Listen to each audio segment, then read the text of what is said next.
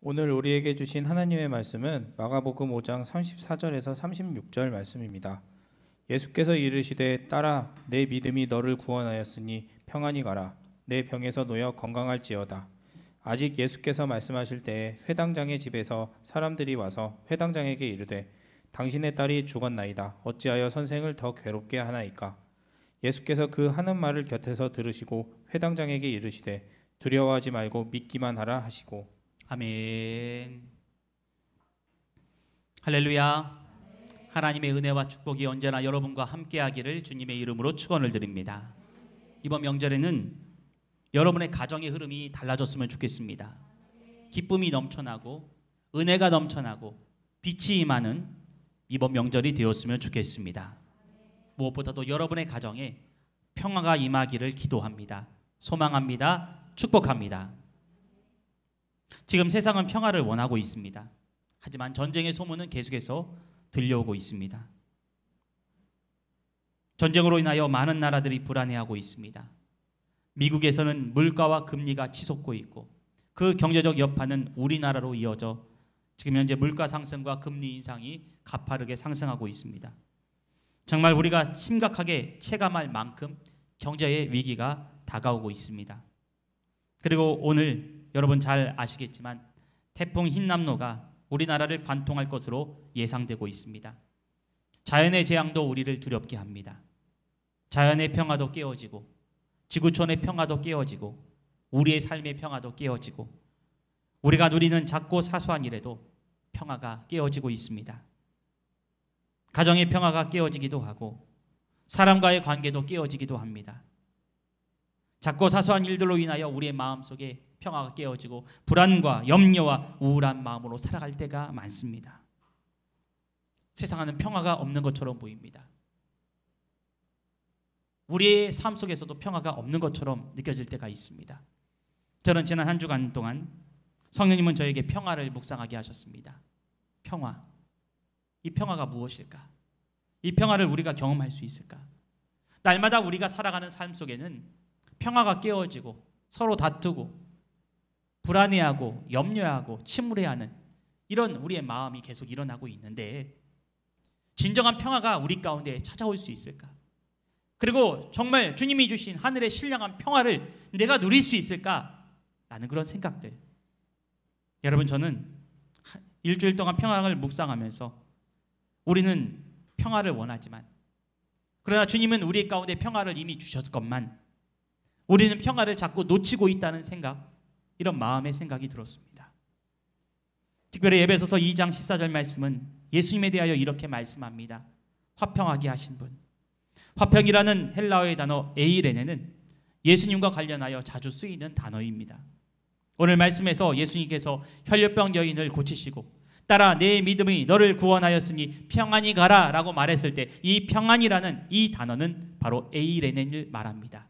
화평, 평화, 평안. 이 에이레는 예수님이 우리 가운데 주셨습니다. 이 혈류병 걸린 여인은 질병이 고침받게 되어 평화가 임한 것이 아닙니다. 예수님을 만났기 때문에 이 여인에게 에이레는 하나님 주신 참된 평화가 임하게 된 것입니다. 우리가 어떻게 평안을 누릴 수 있을까? 방법은 단 한 가지입니다. 너무나 뻔한, 너무나 당연한 대답이지만 예수님을 믿고 예수님을 따를 때 우리에게 평화가 임한다는 사실을 여러분 믿으시기를 바랍니다. 평화라는 것은 막연한 게 아닙니다. 평화는 뭐 나라가 힘을 가져서 평화를 지켜야 된다, 이런 평화, 이런 게 아닙니다. 우리의 마음속에도 평화가 깨어지고 있는데 이 평화를 다시 회복할 수 있는 유일한 길이 뭐다? 바로 예수님을 믿는 것입니다. 예수님을 바라보는 것입니다. 계속해서 여러분 삶 가운데 평화가 깨어지고 세상도 평화가 깨어지는 세상이지만 이 어두운 세상 속에서 우리는 평화의 사람이 되어야 됩니다. 평화를 경험하는 사람이 되어야 되고요. 평화를 이루어 나가는 사람이 되어야 될 줄 믿습니다. 예수님을 믿는 믿음으로 주님이 주신 진정한 평화를 오늘 이 시간 누렸으면 좋겠습니다. 이번 명절에도 많은 친척들이 옵니다. 많은 이웃들이 옵니다. 다투지 않았으면 좋겠습니다. 평화가 임했으면 좋겠습니다. 모든 가족이 다 평화와 기쁨을 누리는 그냥 세상이 주는 평화가 아니라 예수님이 주시는 진정한 평화를 누리는 이번 한가위 명절이 되기를 주님의 이름으로 간절히 축원을 드립니다. 어떻게 하면 우리가 평화를 누릴 수 있을까? 어떻게 하면 그 주님의 평화를 우리가 경험할 수 있을까? 오늘 말씀을 통해서 함께 생각을 해보고자 합니다. 첫 번째로, 평화는 그리스도인이 누리는 특권입니다. 이 평화, 에이레는, 이 말은 예수님이 주신 평화를 말하고 있는데, 이 평화는 누구나 누리는 게 아닙니다. 그리스도인, 예수님을 믿고 따르는 사람만이 누릴 수 있는 특권이다라는 거예요. 예수님은 화평케 하는 직분을 가지시고 이 땅 가운데 오셨습니다. 스스로 십자가를 지심으로 하나님과 우리 사이 갈라져 있던 벽, 죄라는 벽 허물어 주셨습니다. 하나님과 우리 사이를 화평하게 하셨다. 평화를 이루어 주셨다 라고 에베소서 2장 14절 말씀은 말씀하고 있습니다. 에베소서 2장 14절 말씀에 보면 그는 우리의 화평이신지라 둘로 하나를 만드사 원수된 것 곧 중간에 막힌 담을 자기 육체로 허시고 라고 말씀합니다. 하나님과 우리 사이에 평화를 이루시기 위해 어떻게 하셨다고요? 십자가에 달려 죽으셨다라는 것입니다. 여러분, 예수님으로 말미암아 우리는 죄 사함 받을 뿐만 아니라 예수님으로 인하여 우리는 예수님의 보혈의 피를 힘입어서 하나님의 보좌 앞으로 담대히 나아갈 수 있음을 믿으시기 바랍니다. 여러분, 기도하잖아요. 기도할 때 하나님이 여러분의 기도 들으십니다. 부르짖고 기도하고 여러분이 주님을 바라볼 때 우리 주님 앞에 담대히 나아갈 수 있어요. 왜요? 예수님의 보혈의 피로 평화를 이루셨기 때문에. 여러분, 나라를 보십시오.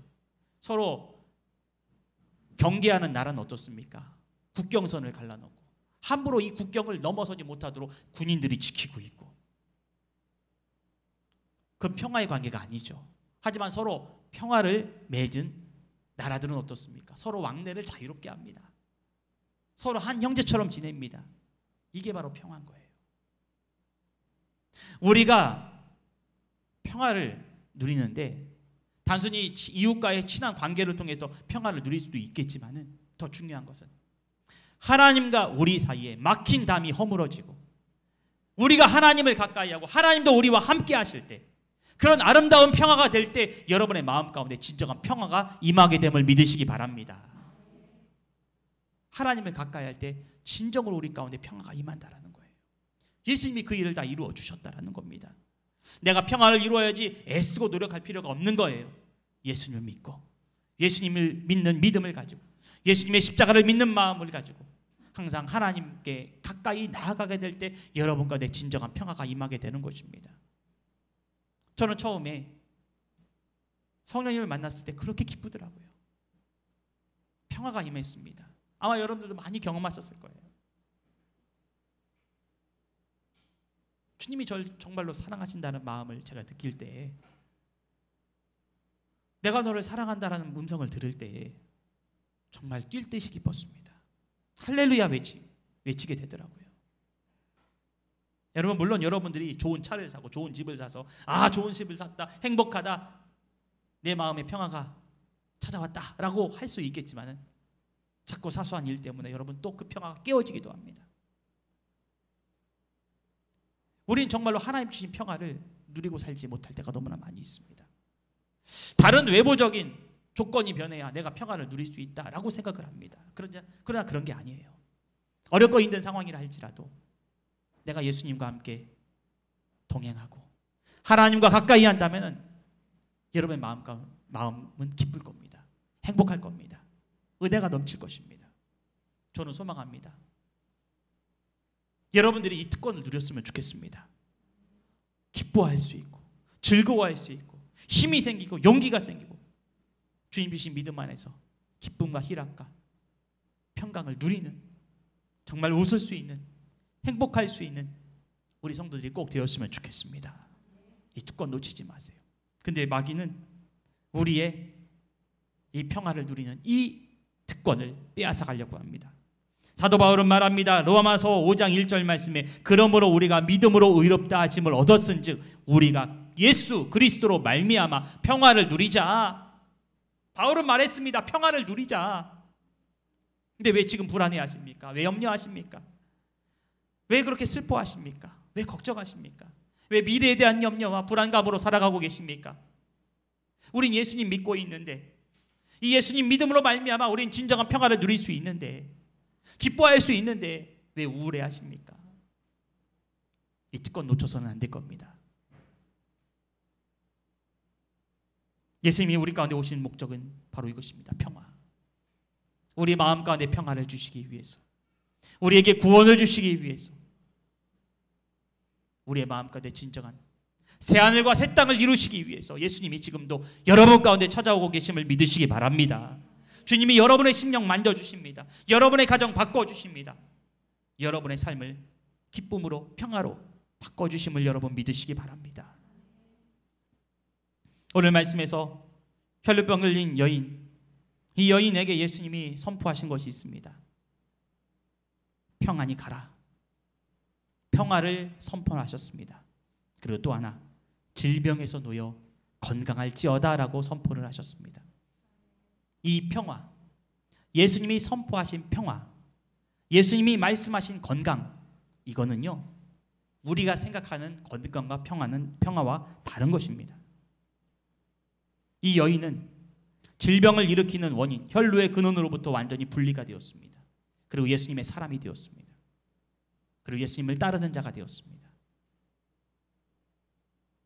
이 여인은 단순히 육신의 질병이 재발되지 않았다 이런 것이 아니라 이 여인의 삶이 달라졌습니다. 전에는 많은 돈도 잃어버렸고, 이 여인은 질병 고치느라고 돈도 잃어버렸고, 관계도 잃어버렸고, 몸은 더 심각하게 되어 건강도 더 잃어버리게 되었습니다. 다 잃어버린 상황이었지만은, 그런데 예수님은 이 여인의 삶의 문제를 고쳐주셨어요. 근데 그 다음 이야기가 중요합니다. 그냥 이 여인이 예수님의 옷자락을 만지고 고침받고 가면 거기서 끝나면 되지 않습니까? 자신이 원하는 목적을 이뤘잖아요. 그럼 떠나면 되지 않겠습니까? 그런데 예수님이요 가다가 멈추시고 누가 나를 만졌느냐 라고 하면서 자신의 옷자락을 만진 이 여인을 찾기 시작합니다. 왜 찾으셨을까요? 이유가 있습니다. 이 여인에게 구원의 확신을 주시기 위해서, 그리고 이 여인에게 잠시 일시적으로 너가 질병에 놓여서 기뻐하는 것 그 이상으로 너는 이 기쁨이 영원토록 지속시켜라. 예수님을 믿는 그 믿음을 잘 유지시켜 나가서 끝까지 예수님을 믿는 믿음을 가지고 가서 너는 질병에서 완전히 벗어나서 건강한 삶을 살아라. 지속적인 평화와 전인적인 건강을 너는 이루며 살아가라 라고 예수님이 말씀하시는 겁니다. 여러분, 그러니까 여러분이 잠시 잠깐 누리는 평강, 이것에 여러분 집착하지 마세요. 여러분이 누려야 될 것은 바로 주님이 주신 평강인데, 이 평강은요 지속적인 평화와 지속적인 건강, 또 지속적인 전인적인 건강한 삶을 의미하고 있습니다. 저는 여러분들이 건강했으면 좋겠습니다. 예수님을 인하여 건강했으면 좋겠습니다. 몸도 건강하고 정신도 건강하고 어떠한 상황에도 흔들리지 않는 성숙한 믿음으로 여러분의 마음의 평화를 지켜나가는 성도들이 꼭 되었으면 좋겠습니다. 이 혈루병 걸린 여인은 믿음을 가졌어요. 믿음을 가지고 예수님을 만졌기 때문에 예수님은 이 여인에게 새로운 사명을 주시는 거예요. 이따가 더 얘기하겠지만 이 여인에게 사명을 주셨는데 그것은 평화를 전하는 자로 예수님이 파송하여 보내셨습니다. 여러분, 그리스도인은요 평화를 누릴 자격이 있어요. 그리스도인은요 예수님을 믿는 믿음을 가지고 평화를 누리고 체험할 수 있는 특권이 있다는 거예요. 이 특권 마귀에게 뺏기지 마십시오. 마귀는 빼앗아 가려고 합니다. 어려운 일을 만나게 하고 힘든 일을 만나게 하고 작은 일에 넘어지게 만들고, 그렇게 해서 여러분의 마음의 평화를 빼앗아 가지만, 그러나 하나님은, 예수님은 우리 가운데 그 세상의 어떤 것과도 바꿀 수 없는 참된 평화를, 참된 선물을 우리 가운데 주셨다는 사실을 기억하면서 여러분에게 주신 그 평화를 계속해서 유지시켜 나가고 예수님을 믿는 믿음으로 평화를 누리시는 우리 모든 성도 여러분 꼭 되기를 주님의 이름으로 간절히 축원을 드립니다. 근데 우리 평화를 때때로는 잃어버리는데 왜 잃어버리느냐? 여러 가지 이유가 있을 겁니다. 내가 사업에 실패해서, 하던 일이 잘 안 돼서, 내가 원하는 목적과 꿈이 이루어지지 않아서, 질병이 낫질 않아서 물질적인 손해가 계속 있어서 내 마음속에 평화가 사라졌다. 평화를 잃어버린 이유 아마 여러분 수백 가지도 넘을 겁니다. 그러나 그보다 근본적인 원인이 무엇인가? 그리스도를 잃어버렸기 때문에 평화가 없는 겁니다. 그리스도를 떠나갔기 때문에 평화가 사라진 것입니다. 그리스도 안에 있으면 평안이지만, 그래서 이 여인에게 말씀하신 겁니다. 혈류병 걸린 여인에게 내 안에 있으라. 질병에서 놓여 건강할지어다. 이 말 속에는 어떤 의미가 담겨져 있냐면 예수님 안에서 살아가라라는 의미가 담겨져 있어요.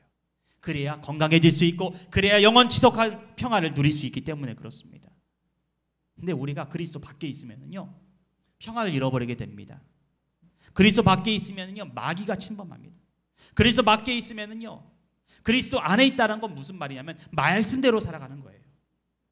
그리스도의 말씀 안에 살아가고 말씀을 들으며 살아가고 말씀을 통해서 힘을 얻고 말씀을 통해서 용기를 얻고 말씀을 통해서 소망을 얻는, 이것이 바로 그리스도 안에 살아가는 삶인데, 그리스도 밖에 있다는 건 뭐냐? 말씀 밖에 벗어났다라는 거예요.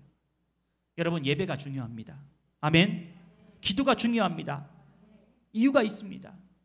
예배를 통해서 말씀을 듣거든요. 기도를 통해서 성령님의 음성을 들을 수 있거든요. 예배를 벗어나고 기도를 벗어나면 뭐가 틈타는지 아십니까? 사람의 생각이 틈타게 되고요, 마귀의 생각도 틈타게 되고요, 그리고 감정에 이끌려 살아가는 삶이 됩니다. 인간적인 감정. 여러분, 물론 감정도요 성령님께 사로잡히면 이 감정이 거룩한 감정으로 됩니다. 근데 우리가 하나님의 말씀을 떠나 살면은 인간적인 감정으로 살아가는 사람이 된다는 거예요. 즉 감정주의자가 된다는 거예요. 말씀 중심으로 살아가는 사람이 아니라 감정으로 살아가는 사람이 된다는 것입니다. 하나님의 말씀을 떠나가면 하나님의 말씀대로 살아가는 게 아니라 사람의 생각으로 살아가는 사람이 된다는 거예요.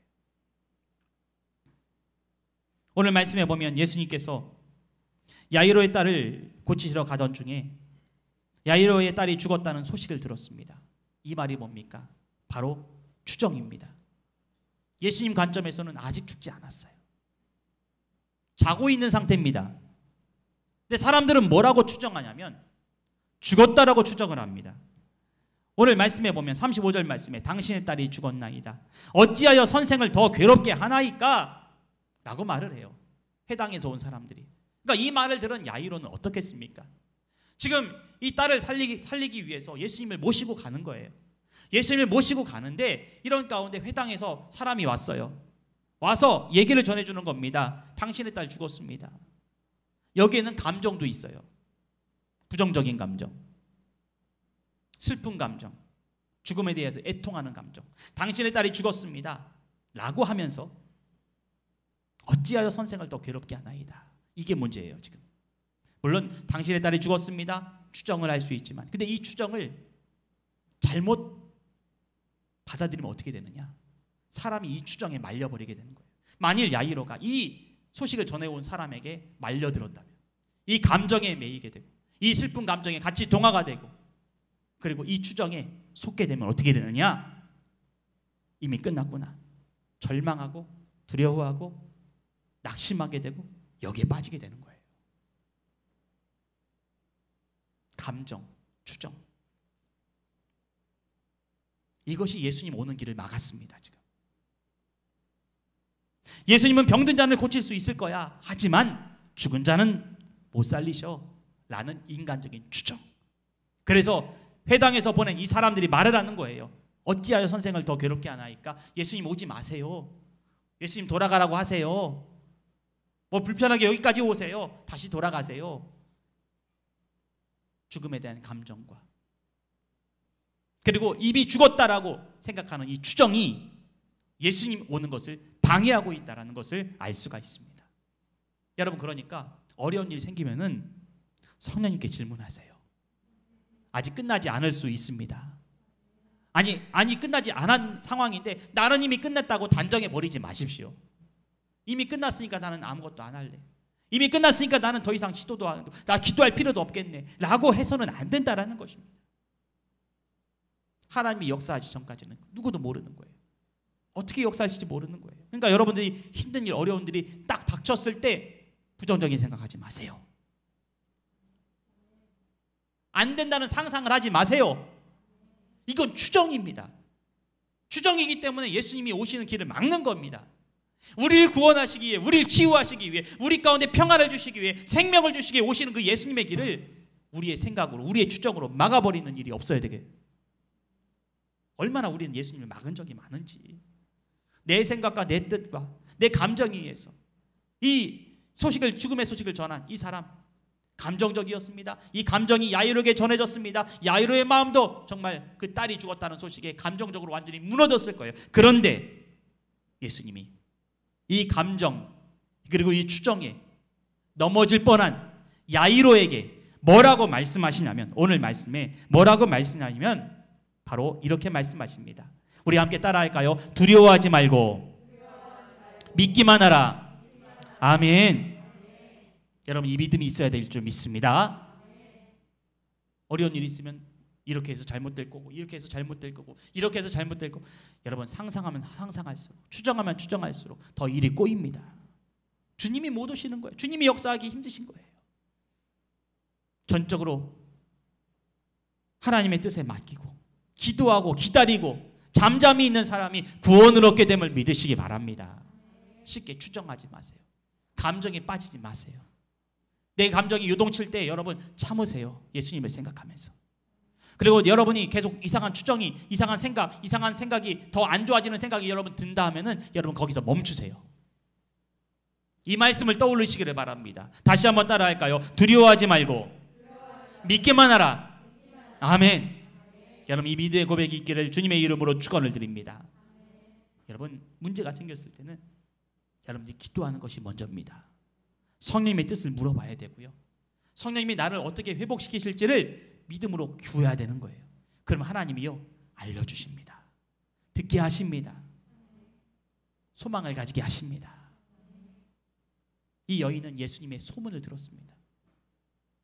이 예수님이 질병을 고치신다는 사실, 팩트를 들었습니다.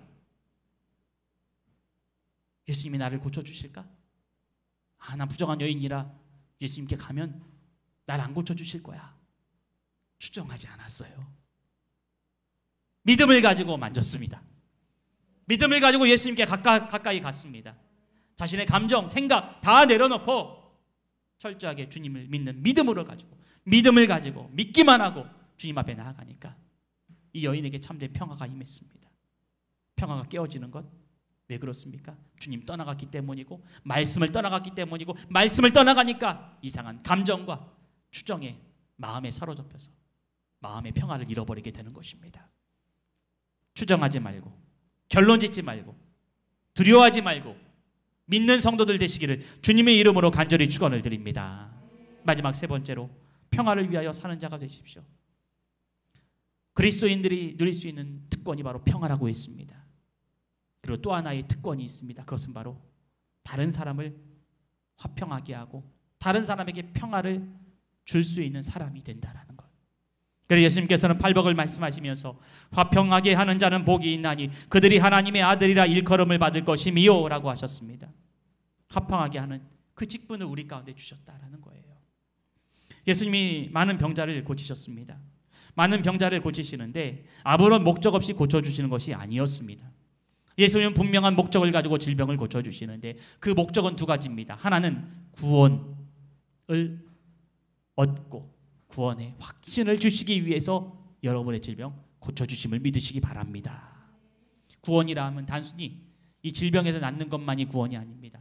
뭐 교리적으로 뭐 구원받는다 이게 아니라, 이것뿐만 아니라 구원은 여러 가지 의미를 담고 있습니다. 성경에서 구원이라는 이 소조라는 단어는 폭넓은 의미를 담고 있는데, 병을 낫는 것도 구원이고요, 어려운 문제를 해결받는 것도 구원이고요, 위기 속에 있었는데 위기 속에서 건진받았다. 내가 자동차 타고 갔는데 갑작스럽게 큰 사고를 당했는데 겨우 내 목숨을 지킬 수 있었다. 이것도 구원입니다. 하나님의 은혜로. 마음의 상처와 아픔이 있는 사람에게 하나님이요 그 상처를 위로해 주시고 치유해 주신 것도 구원인 겁니다. 여러분에게 은사를 주시고 선물을 주시고 기쁨을 주시고 축복을 주신 것도 구원입니다. 구원은 여러 가지 의미가 있어요. 여러분들은 이미 많은 구원을 경험하였음을 믿으시기 바랍니다. 지금도 구원의 은혜는 임하고 있음을 믿으시기 바랍니다. 질병을 고쳐주신 목적이보다 바로 구원의 확신을 주시기 위해서. 그래서 예수님은요 멈추신 거예요. 가다가 멈추신 거예요. 누가 나를 만졌느냐? 이 여인이 정말로 구원 받았다라는 것을 확인시켜 주셨습니다. 그리고 구원의 사람으로 살아가라. 그리고 이 구원의 기쁨을 전하여라. 파송의 목적으로 예수님이 가다가 멈추신 겁니다. 여러분, 질병을 고치시는 또 하나의 목적은 파송입니다. 예수님을 만난 사람들, 예수님으로 말미암아 고침받은 사람들의 특징이 있습니다. 그 사람들은 다 사명자가 되었습니다. 예를 들면 7 귀신 들린 마리아, 이 여인은요 나중에는 부활의 최초의 증인이 되었습니다. 예수님 부활하신 것을 최초로 목격한 증인이 되었습니다. 베드로의 장모는 열병을 고침받은 이후에 예수님의 사역을 수종드는 자가 되었습니다. 거라사에 있는 귀신 들린 자 고침을 받게 된 이후에 어떻게 되었는가? 이 사람은 그 자리에 남아서 예수님의 복음을 증거하는 사람이 되었습니다. 예수님을 만난 사람들, 예수님께 고침받은 사람들은 다 주님의 제자가 되었고 예수님을 따르고 복음을 증거하는 자가 되었습니다. 여러분, 예수님은 여러분 가운데 사명을 주십니다. 좋은 선물도 주시지만 구원의 확신도 주시지만 여러분에게 사명도 주셨습니다. 어떤 사명이요? 주님으로 말미암아 평안을 얻었다면 그 평안을 전하는 자로 여러분을 부르신다는 것을 믿으시기를 바랍니다. 저는 우리 교회 목회를 하면서 개척 초기부터 목회하면서 우리 교회를 통해서 회복한 청년들, 우리 성도들이 있습니다. 근데 그 성도들이요 지금 교회 봉사도 열심히 하고 주님을 위하여 쓰임받는 그 모습을 보면서 제가요 목회할 보람이 생깁니다. 지금도 그게 너무나 기쁜 거예요. 주님은 더 기쁘시겠죠. 죄에 눌려있고 마귀에 눌려있는 자녀들을 돌이켜 예수님 믿게 하고 회복되어서 주님의 일을 감당하는 이런 아름다운 모습들 우리 교회 가운데 이루어지고 있습니다. 감사한 일이에요. 여러분 지난 호렙산 기도회 가운데 많은 응답과 축복을 받으셨죠. 거기서 끝나서는 안 됩니다. 사명을 가져야 됩니다. 사명을 가지고 여러분 주님의 기쁨을 위하여 쓰임받는 성도들이 꼭 되어야 될 줄 믿습니다. 오늘 말씀 35절의 말씀에 보면 평안히 가라, 이 말을 단순히 우리말로 보면은 그냥 예수님이 위로하신 그런 말씀처럼 보이지만 원문의 성경의 말씀에 보면은 이렇게 설명하고 있습니다. 휘팍의 에이스 에이레넨, 즉 무슨 말이냐? 직역하면 너는 평안을 위하여 가라. 너 평안해졌으니까 이제 떠나가라, 이 말이 아니라 너는 이제 평안을 누렸으니 이제는 이 평안을 위하여 일하는 자로 가라. 이 가라는 이 단어는 바로 사명을 뜻하고 있는 것입니다. 저는 여러분들이 많은 응답과 많은 축복을 받았다는 것에 기쁘지만 이 축복이 좀 흘러갔으면 좋겠습니다. 우리 교회가 축복도 많이 받고 우리 교회가 기름부음도 좋은 기름부음 하나님이 주셨습니다. 좋은 영적 흐름 주셨습니다. 이 흐름이요 우리 성도들의 가정 가운데도 흘러가고요. 또 우리 성도들의 삶뿐만 아니라 저 멀리 예수님을 알지 못하는 사람들까지 흘러갔으면 저는 좋겠습니다. 주님은 우리에게 말씀하시는 거예요. 평화의 범위는 나에게만 속하는 게 아니라 모든 사람에게 평화를 주는 더 넓은 의미의 평화를 주님이 기뻐하신다. 나 혼자 은혜 누리지 말고, 나 혼자 기뻐하지 말고, 나 혼자 평화 누리지 말고 모든 사람에게 평화를 나누어 줄 수 있는 성도들이 꼭 되시기를 주님의 이름으로 간절히 축원을 드립니다. 주님은 우리가 평화를 이루는 자로 살아가기를 원하신다라는 거예요. 평안히 가라라는 말씀을 하시고요. 또 하나 건강을 선포하셨습니다. 제가 아까 말씀드린 것처럼 이 건강은 병원에서 말하는 건강, 몸이 다 낫고 더 이상 증상이 없는 상태, 이것이 건강, 이게 아닙니다.